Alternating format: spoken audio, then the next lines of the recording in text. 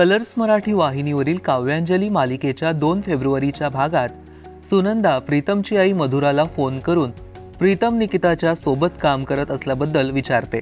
ती म्हणते, मधुराताई, प्रीतम आणि निकिता म्हणे एकत्र काम करतायत, पण तुम्हाला कसं चाललं हे सगळं? तुम्ही या सगळ्याला परवानगी कशी दिली? सुनंदाला वाटतं तिकडून मधुराताई फोनवर आहेत, पण खरं तर तो फोन अंजलीनेच उचललेला असतो। मग तेवढ्यात मधुरा येते आणि अंजलीला विचारते, कोणाचा फोन आला होता का? आता यावर अंजली खरं खरं सांगणार का हे पाहणं महत्त्वाचं ठरणार आहे। तिकडे विश्वजित काव्याला म्हणतो, मी घेतलेले निर्णय आजपर्यंत कधीच चुकलेले नाहीयेत।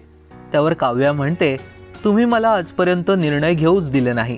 त्यावर विश्वजित तिला म्हणतो, ठीक आहे, घे तू निर्णय, पण यानंतर जे काही होईल त्याची सगळी जबाबदारी तुझी असेल। आता काव्याने घेतलेले निर्णय योग्य असतील का हे पाहणं महत्त्वाचं ठरणार आहे। तुम्ही पाहायला विसरू नका काव्यांजली रात्री 8:30 वाजता आपल्या कलर्स मराठीवर।